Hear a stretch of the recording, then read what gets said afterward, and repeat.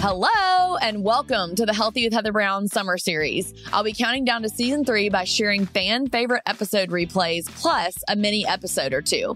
If you're listening to this in real time, it's summer 2023, and I'm resharing the top 5 episodes from seasons 1 and 2 as we get excited for season 3 launching on Tuesday, July 25th.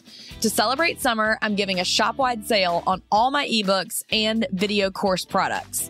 You can use code SUMMER for 40% off at mylifewellloved.com/ebook.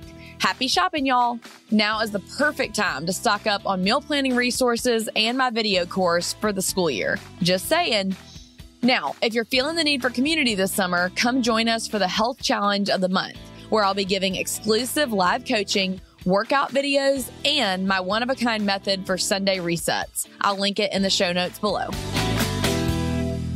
Hi, Girl Gang. I am so excited to share with you today a little bit about a day in my life. I know that sounds so random, but it's one of the things that I have found that whenever I ask on Instagram stories what you guys want to see from me, that is always one of the most popular requests is just, what does a day in your life look like?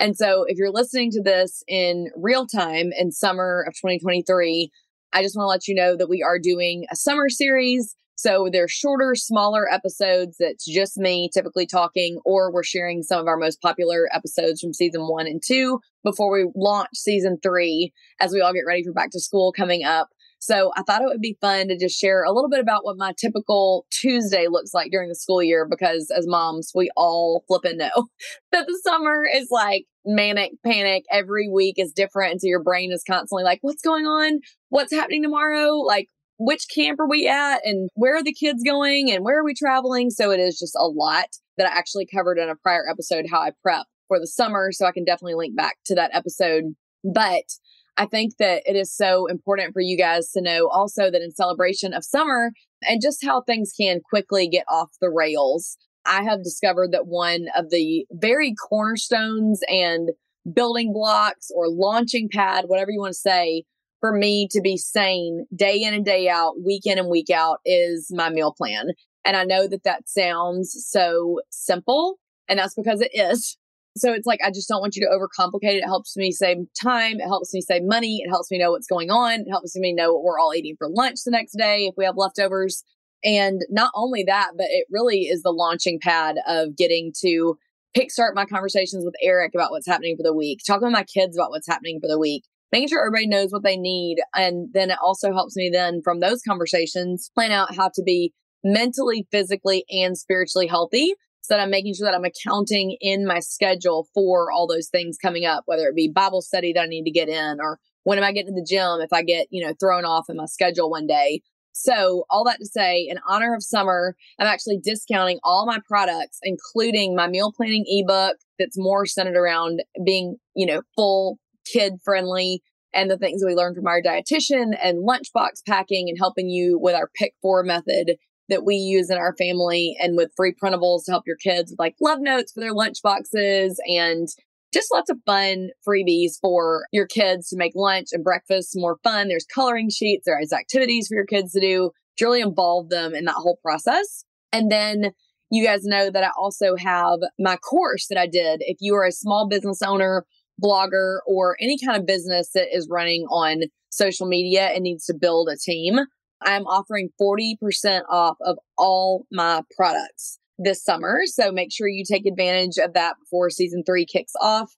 If you go to mylifewellloved.com/ebook or hit the link down in the show notes, you can pop over there and use the discount code SUMMER to get 40% off. And you guys, I don't offer this deep of a discount almost ever. This is really a huge savings, especially on that video course where me and my COO, so Chief Operating Officer, Alyssa, sit down and chat through all the ways that we have grown my business, and by hiring on a team, I actually, and within a year, upped my revenue by 45%. So if you want to learn all the tools that we use, how we built a team effectively, how that has played out for us in my business, and how it can for you as well, to help you up your revenue, take advantage of this massive savings to help you get a huge head start on Q4 even, and going into a strong planning for the following year. Okay, so I kind of wrote down an outline. So if you watching this on a video at some point, then you will see that I look down at my notes some. So that's what they are. It's just a rough sketch so that I could remember all the things that go into a day in mom life. So typically it starts out with me setting my alarm for such a random and specific time. So y'all are gonna be like, this is so odd. But I set my alarm for 6:59 because I know that me and my boys have to be out of our house between 7:20 and 7:25 to get to school on time. And for me, I've just found that I keep cereal or muffins or something like ready to go in the car. And so I just already know what they're having for breakfast. They grab it. So you know how it is. Like you wake up, you go wake your kids up, and I'm like, okay, don't forget to look at your chore chart. And I just want a short amount of time so that we can all just quickly do our thing, get through our chores, get dressed, all the things, our backpacks, et cetera, et cetera, et cetera, and get to the car with hopefully the minimal amount of fussing and screaming and fighting possible. And so I have found that if I actually shorten our window before we get in the car for me and our boys, that works really well in this current season of life. And I am very thankful for that. So the school mornings are crazy. And any mom or dad will tell you that it is never just like smooth sailing. There's always something. There's like, oh, you forgot this homework, or oh my gosh, did we grab your reading book? Or, I didn't pack a snack, or I didn't lay out my clothes the night before. Whatever it is, there's just something that kids are fighting. I don't know. Something inevitably every morning is going to go wrong, and that's okay. So I just try to like mentally remind myself of that as I'm like really feeling my blood pressure rise sometimes in the morning. Okay, so I typically make my pre-workout the night before. I've got it ready to go, or I've got the packet set up to just throw in my Owala or Stanley water bottles. And I can link my favorite water bottles down below. I have like a water bottle snob and my pre-workouts as well. But then I'm looking forward to that pre-workout every morning on the drive to school. And on the drive to school, we're typically listening to either the Layton playlist that we have curated on my Spotify, or we're listening to Christian worship music, I would say probably 3 to 4 days a week, because I know that that's an easy way that I can get Christian music and principles and values that we believe in, starting my day off on the right foot, putting our focuses on the right things. And then we also do daily affirmations, as well as we have a Bible verse that we learn each week. And so we'll say that Bible verse on the way to school each morning with the boys, drop off Layton typically first. His school starts at 8, and then haul Booty from his school to Burn. And once I get to Burn Boot Camp, which I can link prior episodes where I talk all about Burn Boot Camp, then, me and Finn probably have about 10 to 15 minutes in the car. So at that point, I'm opening up my phone. I think I've told y'all this before, but first thing in the morning, my alarm goes off. I do try to immediately reach over and open my blinds so that I get morning sunlight on my face. And I put on my Apple Watch so that I'm like ready for my workout going forward. And I try to think of 3 things that I'm grateful for right away. I should have said that earlier. And that just helps set my mindset and my intention for the day. And the car worship music really is backing it up.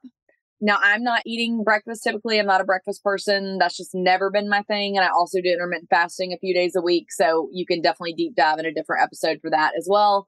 But then we get to Burn. I pull out my phone. Me and Finn typically are like, him hauling around in the car. I'm opening up my Instagram stories. I'm talking to you guys on my Instagram account, which will also be linked down in the show notes if you're not following me already. And then I'm seeing did any major fires happen overnight on My Life Well Loved or in my DMs, or do I have Voxers? I'm kind of catching up on maybe text messages or Marco Polos from my girlfriends, all the things in about those 15 or 20 minutes before Burn starts. And then sometimes I'll take Finn in and I'll just walk up and down around the building to try to start getting some steps in or what have you, front to back of the gym. And then I do the workout with a bunch of my friends that luckily work out at the same time. I love that accountability that's built in there, because we're all checking in. Are you going in the morning at this time? And so that's fun to have that. That's a big draw to me about Burn, is the community, because as a small business owner, when you do work out of your home, I'm like, Burn is my chance to see my people during the day, So then I always pretty much have to skip the finisher, is what it's called, at Burn, and the cool down, unfortunately, because I have to get Finn to school by 9. So the class starts at 8:30. It technically ends at 9:15, but Finn's carpool runs till 9:15. So I might leave at 9:10 and haul Booty over to his preschool. And then once I get Finn dropped off at preschool, then, on Voxer, talking to my team, figuring out like, okay, are there any last minute issues we're having before I go home and record a podcast episode? Or is there anything new I need to know? Any brand deals, any negotiations going on that I need to weigh in on quickly? Zoom calls that need to be set up. On that drive back, though, if there's nothing major going on, a lot of times that's when I'll even put on like the Bible recap and listen to that podcast to just continue to get the word put into me. I think it's so important to feed yourself spiritually from the beginning of the day because it really does set the tone for your entire attitude. And I hate it when I can't get that in the morning, but that is why even just having the worship music in the morning is at least something, and it also allows there to be conversation with the boys in the morning and all throughout their day about our relationship with Jesus as our Lord and Savior. So all that to say, then I come home and, I'm like, okay, let me, make sure my microphone's all set up for the podcast. I'm running around. I'm going to the bathroom, washing my face before I like hop on there. And then I do this podcast recording, or I do a brand call, or I do a strategy call, or something work related, typically first thing in the morning. And then as soon as I wrap a podcast conversation with a guest, then I'm like, okay, maybe I have like 15 minutes before my next appointment. I'm not exaggerating. Like sometimes I literally have to say to my team, hey, can I pause this call just to like go pee? Can I just mute myself for a moment? It's insane how fast paced the days go. And mamas, how it goes. So then I might be like, okay, I'm going to scarf down my lunch, which, like I told you in the beginning of the episode, we meal plan. So a lot of times my lunch is either leftovers, or it might be a protein shake, or it might be a bag salad kit that was buy one, get one free at Publix, and I'm adding protein to it. But like y'all know, I try to get in 100 grams of protein and half my body weight in ounces in water each day. So I'm diligently having to work on that water and protein all throughout the day. And if I don't get in at least one protein shake or at least one, Greek yogurt with at least half a scoop of protein powder in it, like I'm probably not going to hit that goal.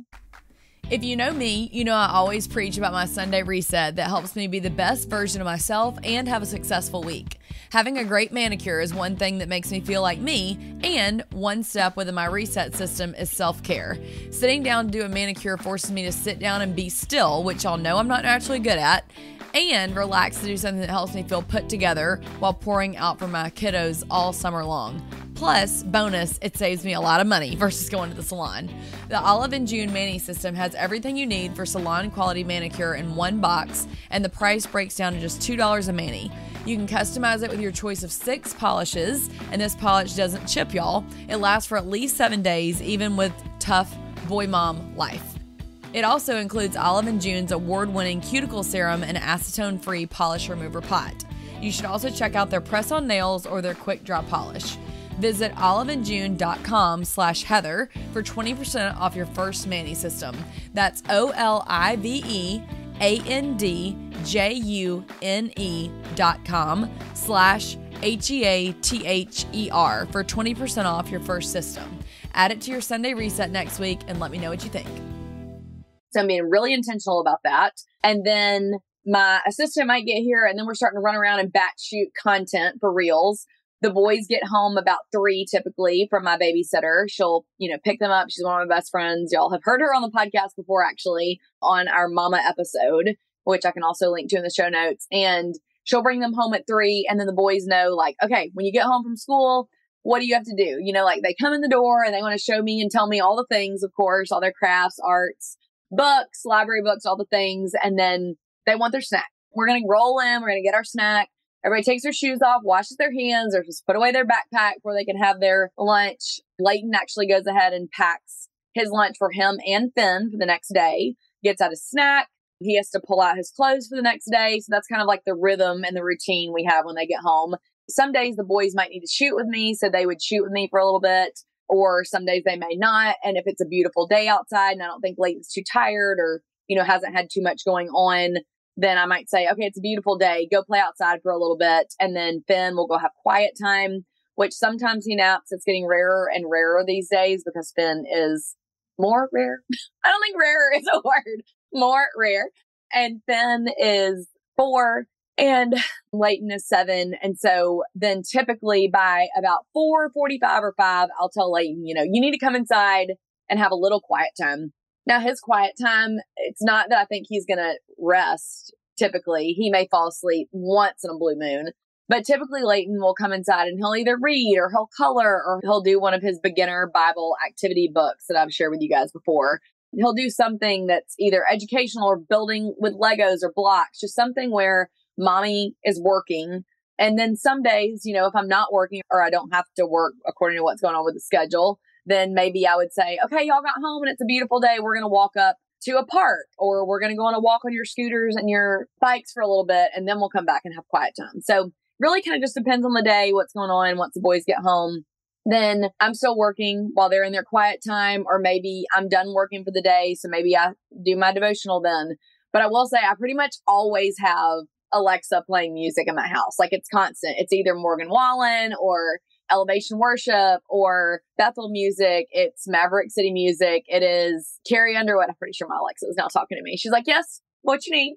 And then y'all know I have brain breaks all throughout the day, where typically every hour or two, I even sometimes set an alarm if I'm getting off kilter with it. And I'll just go walk laps around my neighborhood while I'm either listening to Voxers or writing emails or texting friends back during a brain break, just to get outside, get some more steps in, get that water in. And then Eric probably gets home about 5:20. We may have swim lessons that night. And so, or soccer, or, whatever it is, we do try to keep our kids just in one activity at a time. So, Finn isn't in anything right now. So or he's not playing soccer right now. So we're letting Layton play soccer, and then Finn is not, and they both are in swim lessons. So that's actually kind of like pushing it a little bit for us, because we want to be very protective of our family time. And I have talked about this before, but I truly do believe there is a war on the American family unit, and you have to claim your time at home as a family and make it important and draw those boundaries. And no offense, like, if this is your thing, like, okay, but I know a lot of families that do, travel leagues and then also another sport. And then it's like, okay, so you're gone all day at the ball fields on Saturday. You're doing 2 and 3 games a week and a practice. So when do you actually spend time as a family where you're all sitting at the dinner table together or talking or all these things? And I think that is a huge deal, especially for believers. How can you pour into your kids and have good conversations that are quality if you're like, they're not getting it at school and they're, go to church once maybe on Sunday, and then you don't have time to have quality conversation with them because they're out in the field and you're in the stands. And so I have felt very convicted about that recently. I know that probably steps on some toes. I would just encourage you to pray about it, talk about it with your spouse, see if you feel convicted about that. And if you do or don't, and just talk about it, But that is a strong conviction we have. I'm not saying every conviction I have, y'all should have. Please hear me say that. I think you know my heart in that. But it is something that I am watching literally, I feel like, erode a lot of families' times away. And let's be honest, are all these people that are out of their house 5 days a week, are all their kids going to be Olympians or professional athletes? No, let's be honest with ourselves. We can't all be professional athletes. So I don't know. I just think that there's a really fine line there. So I'd encourage you to, explore that, talk about it with your spouse. I know even like Eric got asked to coach both Layton and Finn during the same season. And I was like, I hear you. If you really want to do that, if it's really important to you, you can make that decision. But I would highly encourage you that I know you also said this person's going out on maternity leave and you're about to be doing a lot more hours at the hospital. Like, is that really feasible in this life phase? So being willing to ask those conversations. And ultimately, we came up with the answer like, yes, he would like to do that. But is that his best yes right now? No, it's not the best yes for our family. So sometimes it means saying no to good things. It's not the best thing for your family at that time. Okay, wow, random soapbox, getting back on track. So then we do dinner together as a family. And then I'm typically, if we're being honest, being like, oh my gosh, what do I have left in my macros that I need to get if I didn't plan them out the day before, which I know some of you are so great at. I am not great at planning out my macros the day before. I wish that I was. I'm like, room for growth, Heather, room for growth.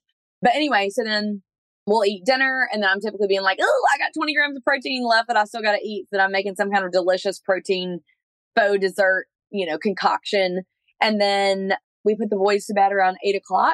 And then that typically ends with Jesus singing Jesus Loves Me and the doxology.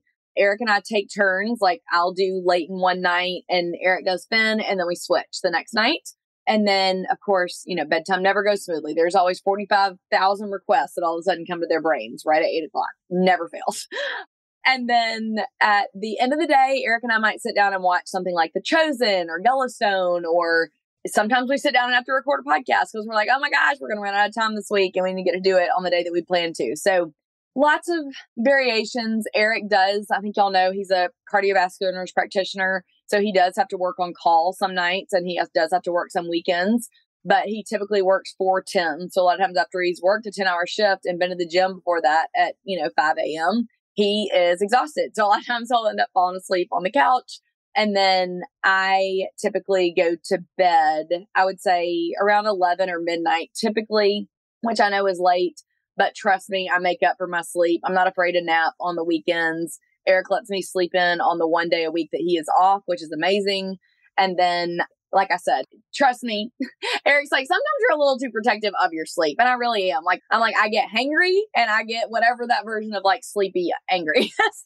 So you do not want to mess with Heather's sleep. I have learned that is a very valuable part of my health. That is for sure. So the only other thing that I would say that I do is I've talked with y'all about my Sunday resets. And what I love about a good Sunday reset is, and if you don't know what I'm talking about, I can, again, link back to resources where I've talked about it in the past. But the Sunday reset happens every night for me as well. It's like the Sunday reset for me is a once a week, look at the week ahead, plan for it, do the best you can, meal plan, figure out who's going where, when, what, why in your family, getting the babysitter, lining up your date nights, all those things just at night before I go to bed. I pull up my calendar one more time and just make sure, am I forgetting about any appointments that I have tomorrow? Do I need to set my alarm at a different time? Do I need to pull out a change of clothes because I'm not going to have time to come home and shower before my next appointment after the gym? Do I need to pack anything specific for Finn's, green apple day at school or whatever it is? So it's just that one last little check-in. And then I typically, brush my teeth, do my skincare routine, and I hit the hay. So that's kind of my typical day. It is fast and furious, and I am an Energizer bunny. I cannot help it. That is one thing about me that it's the best and the worst about me. I love to go. And so I've mentioned this before that typically part of my Sunday reset is I think what do I need to do for me from a mental health, emotional health standpoint, and even physical health, because my muscles are sore from working out so hard all week, is I do typically do a bath on Sundays because it forces me to sit still, to quiet my mind, quiet my heart. I'll a lot of times listen to a podcast that has to do with some kind of sermon or something that's going to help me grow in my business, or maybe I just listen to worship music. Sometimes I journal. I always do some kind of bath salts to help my sore muscles. And I light a candle and just make myself sit my booty still and enjoy it. So anyway, that is a typical day in the life of Heather Brown. I would love to hear what your typical day looks like. So why don't you comment down below and let me know in the reviews. Please hit the follow button. Please leave us a review. Please get ready for season 3 to launch. I cannot wait for it to be back. I just love chatting with you guys and then hearing your opinions on conversations in my Instagram DMs after the fact. So looking forward to hearing what you thought about this, how different my days look from yours and how similar they look. So leave that for me in a review if you don't mind. It really helps me out and it helps the podcast grow, which is just huge. So love you guys. Signing off. Let me know what you learned from this and maybe what you think I could even do better. I always love a little constructive criticism. And you know what I'm talking about? The good sandwich. You give a compliment, you give a little constructive criticism, and then you compliment the sandwich the back end. It's a very powerful tool. We learned about it in 85, I think. Okay. Love y'all. Bye. Hey, if you're loving the show, click that follow button on your podcast app. This will ensure you won't miss a single episode. I'll see you next time.